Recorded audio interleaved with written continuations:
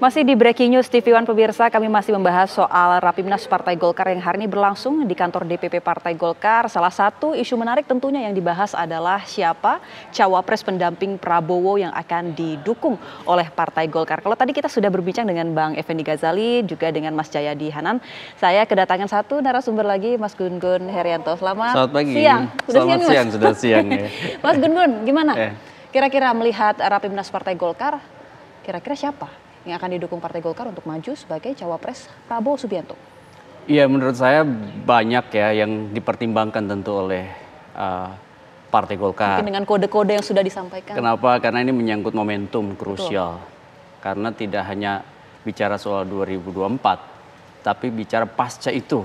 Karena biasanya dinamika internal partai itu akan semakin terasa menghangat, bahkan memanas titik kulminasi pada saat pemilu sedang atau setelah usai. Contoh misalnya beberapa kali kita lihat betapa banyak partai yang mengalami gejolak.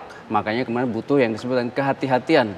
Dan kehati-hatian itu pasti menjadi pertimbangan Partai Golkar sebagai partai besar ya. Bagaimanapun Golkar adalah partai besar yang kemudian punya basis konstituen yang sangat besar. 3 di antara partai besar begitu. Sehingga kemudian pasti butuh kehati-hatian. Kalau kita bicara nama, pertimbangan-pertimbangan misalnya isu, momentum, komunikasi ya, artinya jaringan dengan kekuatan lain, dan tentu yang kalau kita sebut ini adalah fase yang sangat menentukan. Kenapa? Karena Golkar kan sudah menentukan posisi di Prabowo kan begitu. Tinggal kemudian nama untuk cawapres. Nah kalau misalnya di antara nama-nama yang beredar, sebut aja Pak Erick Thohir misalnya, kemudian Gibran, ini kan sudah mengerucut kalau saya bilang Bang Ege ya, shortlistnya kan udah tinggal di antara nama-nama itu. Filter terkecil. Nah, kalau misalnya kita bicara filter terkecil, kita lihat misalnya apa yang kemudian menjadi konsensus di internal dan nampak-nampaknya ya. Kalau saya melihat mengarah ke Gibran. Oke. Ya. Mas Gun-Gun, kita melangkah ke depan ya. Nama soal cawapres Prabowo ini pasti masih dirundingkan, masih begitu dinamis ya hingga saat ini. Tentunya juga kita masih menunggu jalannya Rapimnas Partai Golkar. Tapi kalau kita mau bahas soal tantangan yang akan dihadapi oleh para baca pres, mulai dari Pak Prabowo sendiri, kalaulah dia berpasangan dengan Gibran atau mungkin dengan Erick Thohir, nama lain yang memang juga sudah santer dibicarakan, atau Khofifah, kita tidak boleh melupakan nama-nama lain juga yang sudah disebut. Kira-kira tantangan Pak Prabowo ketika nanti nyapres apa, Mas? Iya, kalau kita bicara dari figur yang tadi disebut, misalnya dari Gibran, tentu harapannya dia dapat insentif elektoral ya dari basis yang tentu sedari awal memang menerima Pak Jokowi.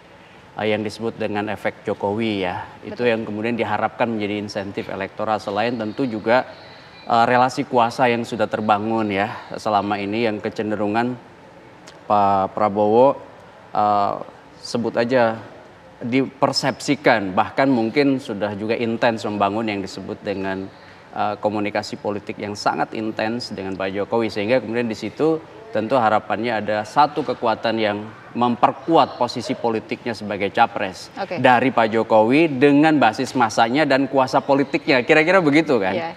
Nah kalau kemudian kita bicara minusnya, kalau misalnya nanti tentu Gibran menjadi bagian dari Pak Prabowo, harus ada upaya untuk melakukan yang sebenarnya manajemen konflik yang sangat kuat. Kenapa? Karena pasti akan diposisikan sebagai, bisa saja menjadi punya relasi antagonistis misalnya dengan PDI Perjuangan. Itu tentu kan juga harus dimitigasi.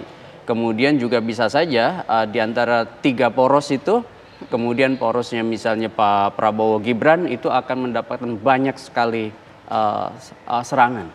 Ya, kenapa? Karena ini kan bicara soal misalnya mungkin persepsi yang terbangun soal dinasti politik, ya kan? Kemudian juga banyak hal lain. Oleh karena itu maka tentu mitigasi-mitigasi itu harus kuat dalam konteks manajemen konflik yang dilakukan oleh kubu Prabowo Gibran, andai Gibran yang diambil. Andai Gibran yang diangkat. Manajemen konflik itu tadi ya yang sudah yang harus dipersiapkan, diantisipasi oleh mesin partai koalisi seperti yang tadi juga Bang Ege sebutkan. Bang, kami juga pengen dengar pendapat Bang Ege sebelum kita akhiri sesi bersama Bang Ege. Satu pertanyaan Bang. Tadi kita sudah dengar mungkin sisi negatif atau tantangan bagi baca pres Prabowo ya. Kalau untuk Anies dan Ganjar seperti apa Bang Igi? Iya, ini menarik ya. Jadi ada aplusan sekarang, ada Gun-Gun Haryanto yang luar biasa. Saya juga mau buru-buru. Ini sebetulnya di Malang itu kami sedang menyiapkan mujadalah para kiai kampung atau desa supaya suara desa nanti ketika para capresnya sudah lengkap kita dengarkan. Di Malang rencananya dilakukan. Nah, saya mau kasih gambaran persis seperti itu sambil meringkas. Kan sudah ada dua pasangan. Pasangan yang pertama Amin, Anies dan Muhaimin, dan kata-kata yang selalu mereka coba sampaikan, layar sudah terkembang, ya. Kemudian mereka ingin mengembalikan kewarasan bernegara, itu disampaikan langsung ya. Jadi artinya ada hal-hal yang tidak sesuai dengan yang mereka harapkan selama ini. Karena itu kalau mau menyimpulkan tentang mereka, kata-katanya adalah perubahan. Betul. Jadi kalau walaupun 3 kata, itu perubahan. Itu yang penuh di kepala orang, lalu semua yang lain tinggal menjawabnya amin gitu ya. Karena pemilih terbesar masih masyarakat kita kan muslim gitu ya, dengan tidak mengabaikan pemilih yang lain. Dan lebih daripada itu, pada hari yang sama mendaftar juga lah Ganjar dan Mahfud. Kenapa mendaftar pada hari yang sama? Supaya isi kepala orang itu tidak hanya terisi pada perubahan pada hari pertama. Jadi langsung harus diisi dengan perubahan, tapi terbagi dua, 50%. Ini menarik, mereka ingin menyampaikan orang baik menyapa orang baik. Bahkan ketika Ganjar Mahfud itu jadi, ujungnya itu adalah Ganjar Mahfud cerita tentang kita. Itu yang berkali-kali mereka sampaikan. Ini bagaimana menciptakan Indonesia unggul dengan capaian-capaian yang ada. Lalu sampailah kita pada pertanyaan tadi bahwa sebelum 25 Oktober 2359, hari Rabu itu, maka harus disampaikanlah pasangan dari Pak Prabowo yang menurut berbagai survei, masih ada Jayadi di sini, itu masih leading. Ada yang mengatakan di dalam margin of error, ada yang mengatakan di luar margin of error. Bahkan ada lembaga survei yang mengatakan dipasangkan dengan siapapun masih unggul, walaupun naik turun keunggulannya. Nah, pertanyaannya sekarang adalah apakah mau mengambil keputusan yang ada risikonya? Kok ada risikonya? Yaitu sentimen itu loh, Pak Jokowi itu paling ahli dalam membaca netizen, paling hati-hati. Katanya dia punya Pegasus sistem yang bisa tahu semuanya itu ya. Nah, kalau itu yang jadi perhatian, maka pertanyaannya apakah punya tim, mesin politik partai, konsultan ya yang diyakini bisa mengatasi itu sampai 14 Februari 2024. Karena sudah pernah terbukti di DKI Jakarta dalam miniatur yang relatif lebih kecil walaupun pendidikannya lebih tinggi. Dan ini saya setuju dengan Jayadi tadi, isu ini bukan hanya hidup sendiri pada hari ini, akan terus dikipas. Orang-orang ini kan lupa kompetisi ya, supaya tetap ingat, dan isu ini ditambah dengan isu lainnya itu saya yakin sangat termakan kalau pendidikan relatif rendah. Nah, karena itu pilihannya adalah Anda mau mengambil ini dengan ada beberapa resiko, walaupun masih ada catatan gini, yang penting kan kita masuk putaran kedua. Loh, kalau di putaran kedua kenapa? Lain lagi situasinya, karena belum ada yang 50% plus 1 loh ini Gun-Gun ya. Situasinya akan lain, dan lebih daripada itu ada Pak Jokowi bersama kita. Nah, itu lain lagi. Nah, tapi dalam konteks itu betul sekali belum terjawab. Ada Gun-Gun nanti, salah satu ahlinya mungkin. Manajemen konfliknya bagaimana?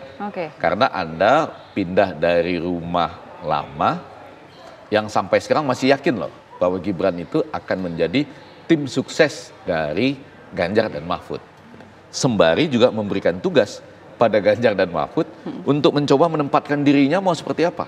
Kalau betul nih, jadi Amin, Anies, Muhaimin, kemudian di sini Prabowo Gibran, maka Ganjar dan Mahfud, saya yakin mereka orang-orang berpengalaman loh. Hampir semua jabatan ada, mereka harus mencari branding atau positioning mereka bagaimana. Kan nggak bisa mengatakan, memperbaiki jelas, tapi kalau total mau perubahan, loh sudah ada Anies. Sudah ada perubahan.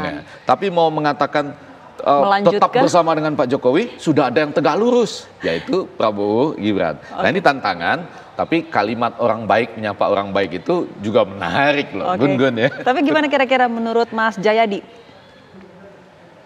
Mas Jayadi masih bersama kami. Soal apa? Soal itu tadi, bagaimana para koalisi ini bisa mungkin punya jargon ya. Artinya saling memandang posisi yang lain ketika nanti jadi apa yang bisa mereka sampaikan supaya melekat di kepala pemilih? Saya mau melihat dinamika elektoralnya ya. Selama ini dalam survei-survei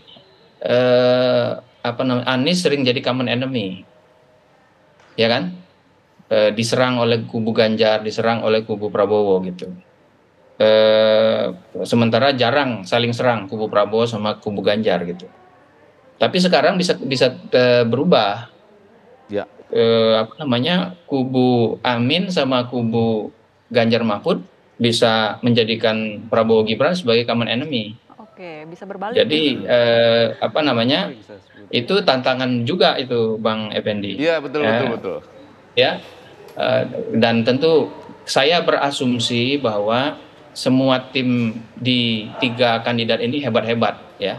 Betul. Ya, jadi mereka ngerti semualah yang kita bicarakan ini sampai ke pasti sudah punya antisipasinya. Sampai ke detail-detailnya mereka tahu semualah gitu.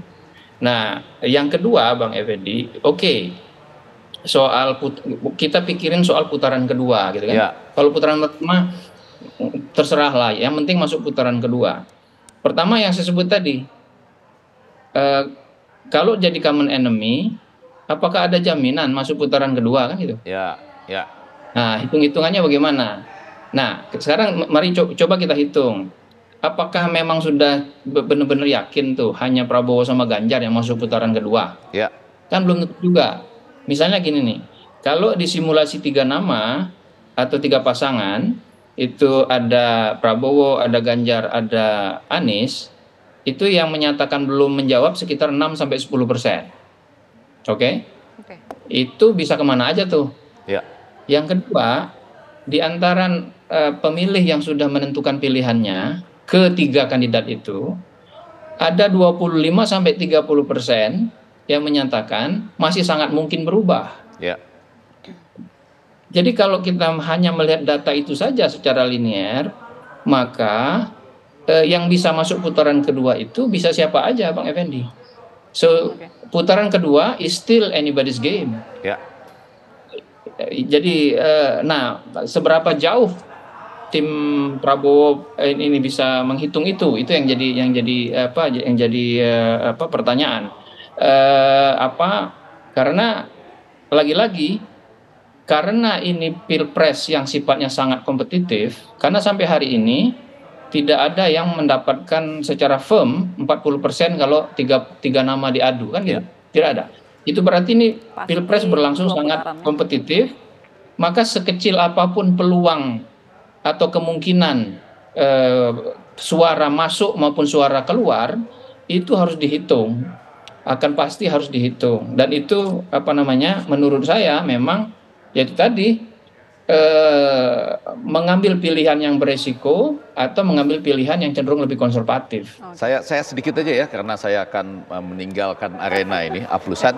Saya mau bilang begini, terima kasih Jayadi. Saya sungguh yakin, betul, teman-teman di koalisi itu, ada 3 koalisi, itu pasti timnya hebat. Dan mereka pada bagian tertentu mendengarkan kita, pada bagian tertentu bilang, kalian kan nggak tahu di lapangan, ya nggak apa-apa, kita saling melengkapi. Tapi yang mau saya catat Jayadi, saya bersama dengan Komunikolog Indonesia ya, ada Cak Suko Widodo di Jawa Timur, kemudian Iwel Sastra, Usman Watik dan semua yang lain, kami mengkhususkan diri pada kualitatif, justru untuk menjawab apa-apa yang tadi disampaikan Jayadi itu ya, di mana orang masih bisa berubah gitu. Jadi kami itu sampai sekarang masih merumuskan hasil riset kualitatif, karena kalau kualitatif itu kita nggak kejar sampling frame-nya, tetap kami ambil sama, tapi kami pengen dengar kenapa Anda ingin berubah, kenapa nggak dengerin aja mereka ngomong, bisa lama, sekarang justru yang susah merangkumnya. Nah yang menarik itu Jayadi, menarik, hampir sama tadi kami kesimpulannya bahwa kalau Anda mengambil yang ini, saya nggak usah ulang-ulang lah ya nanti, Anda memberikan senjata terbaik buat perubahan. Pertanyaannya kemudian, Anda punya senjata terbaik lagi kah yang lebih baik untuk mengatasi itu? Nah itu kurang lebih kualitatifnya. Jadi ya dari tadi angka 20% yang masih bisa berpindah, kami dengerin gitu ya, terutama Cak Suko Widodo di Jawa Timur yang penting kan battlegroundnya. Orang diwawancara. Alasan orang berpindah suara ya. Bicara aja, kami cuma dengerin, nyatat, yang agak susah memang agak lama merangkumnya. Ketahuan itu kenapa secara kualitatif suka sama Prabowo, sama Anies, Caimin, dan sekarang terhadap Gibran lah dalam hari-hari ini.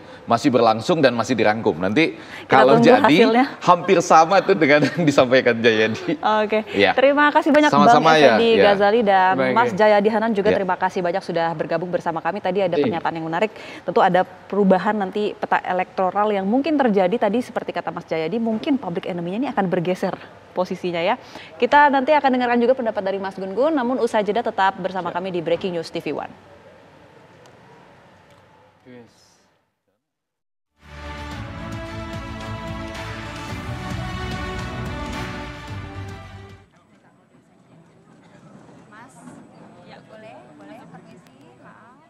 Dengan kuantitas.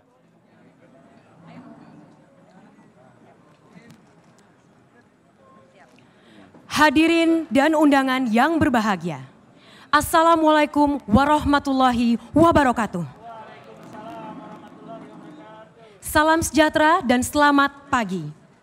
Puji syukur kita panjatkan kehadirat Tuhan yang Maha Esa karena atas limpahan rahmat dan karunia-Nya pada hari ini Sabtu 21 Oktober 2023 kita dapat berkumpul dalam keadaan sehat di Graha Golkar dalam acara pembukaan Rapat Pimpinan Nasional kedua Partai Golkar tahun 2023. Izinkan kami mengucapkan selamat datang kepada para tamu undangan yang kami hormati. Pertama-tama adalah yang kami banggakan Ketua Umum DPP Partai Golkar Bapak Erlangga Hartarto. Ketua Dewan Kehormatan DPP Partai Golkar Bapak Akbar Tanjung. Ketua Dewan Pembina DPP Partai Golkar Bapak Abu Rizal Bakri.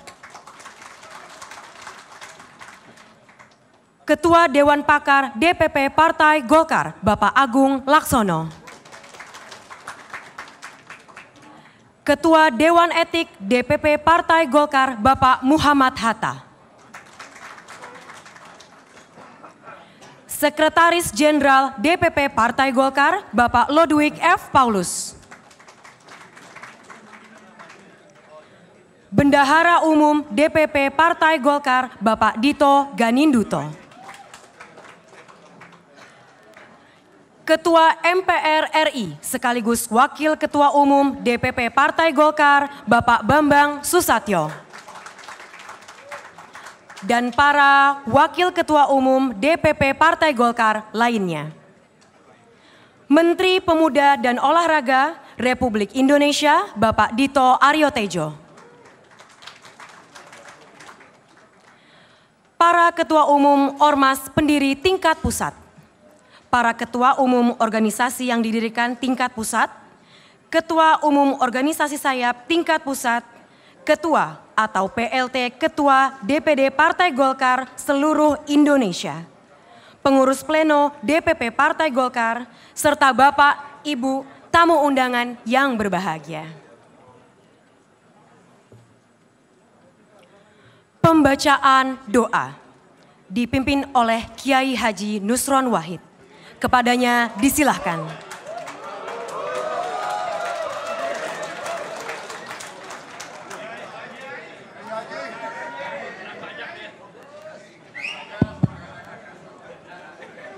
Assalamualaikum warahmatullahi wabarakatuh.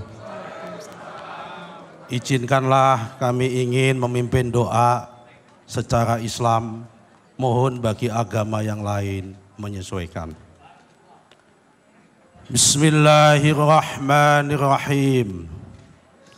Bismillahi masyaallah.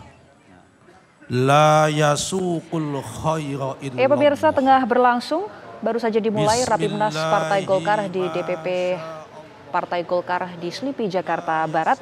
Dan langsung saja kami lanjutkan dialog kami dengan Gun-Gun Herianto. Mas Gun-Gun, yang menarik ya, kalau ini kan masih cukup hangat, apakah Gibran akan datang, apakah Gibran akan memang dicalonkan berdampingan dengan Prabowo. Kalaulah kita berasumsi demikian, bagaimana nanti peta elektoral? Apakah mungkin akan ada perpecahan antara suara pendukung dari Jokowi dan juga PDIP? Iya, ini punya konsekuensi memang dalam konteks basis elektoral ya. Dan potensi perpecahan itu ada, sangat kuat. Terutama ketika misalnya kita mulai dari penandanya ya. Itu terpecahnya para relawan Pak Jokowi. Yang dulu mungkin di 2019 sama satu circle mendukung semua Pak Jokowi. Tapi kalau kita lihat satu persatu kan beberapa elemen dari relawan itu sebenarnya mengambil jalannya masing-masing. Ada yang tetap dengan PDI Perjuangan, dengan Ganjar, ada yang kemudian dengan Pak Prabowo. Nah di situ kita bisa lihat bahwa memang ada semacam proses yang tidak sama nih. Konsensus politik di antara teman-teman relawannya Pak Jokowi, sehingga kemudian berdampak pada dua hal. Pertama jaringan, ya, kemudian yang kedua soal penetrasi nanti di basis pemilih. Jaringan yang saya maksud adalah jaringan organ-organ relawannya. Kemudian yang kedua kan berkonsekuensi pada penetrasi ke basis pemilih dalam konteks micro targeting sesuai dengan kekuatan relawannya masing-masing. Nah simpulannya begini, saya melihat bahwa ada potensi memang ketika dua figur ini maju dengan kongsi yang berbeda. Prabowo sebut aja dengan Gibran misalnya, kemudian Pak Ganjar itu dengan Pak Mahfud, otomatis kan sebenarnya ceruk terbelah. Betul. Ya, ceruk terbelah. PDIP dalam banyak hal kita bisa lihat betapa kuat batasan afiliatifnya pada Bu Mega. Batasan afiliatif kurang lebih ketika misalnya Bu Mega sudah mengatakan satu hal, seluruh infrastruktur partai dari pusat hingga daerah mengamini dan loyal pada Bu Mega. Kan begitu. Nah, tinggal kemudian PR-nya adalah memastikan jaringan kekuatan real politik lain yang menjadi mitra koalisi seperti P3 ya kan. Kemudian Hanura. Ini harus juga sama-sama bergerak. Di luar itu ada organ para relawan tentu. Nah sementara kalau kita lihat Pak Prabowo kan sampai sekarang masih tanda tanya nih. Mana yang kemudian akhirnya menjadi pilihan politik Pak Jokowi. Kan begitu. Jadi lagi-lagi faktor Jokowi karena kalau saya lihat kingmaker di 2024 itu akhirnya kan mengerucut ke 3 nama. Ya, pertama adalah Pak Surya Paloh yang sudah menginisiasi poros dari sejak tahun lalu. Dari jauh-jauh tahun. Anies dideklarasikan sebagai capres, kemudian Bu Mega itu tentu kekuatan signifikan karena punya hak prerogatif ya, dan golden ticket tentu PDI Perjuangan. Kemudian yang terakhir ya kita sama-sama tahu bahwa Pak Jokowi memainkan peran dari awal mengorkestrasi meskipun selalu diplomatis di depan halayak ya, di panggung depan tidak pernah mengeksplisitkan endorsementnya, tetapi kita bisa membaca mana bandul politik Pak Jokowi awalnya mengarah ke dua, ya kan, Prabowo dan kemudian Ganjar. Tetapi belakangan kalau kita lihat, ya intensitas para relawan dan terakhir adalah deklarasi projo, ya kan, mendukung Pak Prabowo. Artinya bandul politik Pak Jokowi semakin mengarah ke Prabowo, kira-kira begitu. Tadi Mas Gun-Gun menjelaskan bahwa kemungkinan akan ada segregasi ataupun perpecahan suara ya. Nah tapi apakah itu memang akan menjadi tantangan yang berat untuk kubu Prabowo nantinya? Dan kalau tadi kita sudah dengar juga dari Bang Ege menyebut bahwa pasti masing-masing mesin partai koalisi ini punya cara, sudah mengantisipasi. Kira-kira gimana Mas? Iya, langkah antisipatif itu pasti kan secara konseptual mereka udah pasti punya roadmap, namanya pasti bertarung, ada strategi ya kan, ada strategi untuk menyerang, ada strategi untuk bertahan. Salah satu strategi bertahan itu adalah menjaga basis-basis utama mereka. Kalau strategi penetrasi kan mengambil ceruk-ceruk yang mungkin masih memungkinkan diambil dari pihak lain atau dari mereka yang belum menentukan pilihan yang disebut dengan undecided voters gitu ya, atau mungkin juga swing voters gitu. Nah sekarang yang jadi masalah adalah ketika segregasi terjadi, Maka ada 3 hal yang harus dilakukan. Pertama adalah memastikan, menurut saya adalah organ yang mereka paling tidak bisa pegang itu tidak kemudian bertambah eskalasi perpecahannya, kan begitu. Iya. Karena semua organ pemenangan yang bermasalah adalah ketika di internal mereka pecah dan pecahnya semakin meluas. Kemudian yang kedua soal handle situasi terkini yang membutuhkan langkah cepat dan tepat. Contoh misalnya sekarang, kan bagaimanapun ada pilihan misalnya nama, ada yang pingin bukan Gibran, ada yang pingin Erick Thohir gitu ya. Nah, langkah cepat dan tepat untuk menentukan nama orang sekaligus memitigasi potensi masalahnya itu kan tentu yang harus dilakukan. Oke. Nah, yang terakhir ini bagaimanapun menyangkut figur-figur yang nantinya jadi, itu kan cara ke depan nih. Iya. Kan cara ke depan itu bicara political marketing mereka ya. Kita potong sedikit, ini ada Rapimnas Golkar.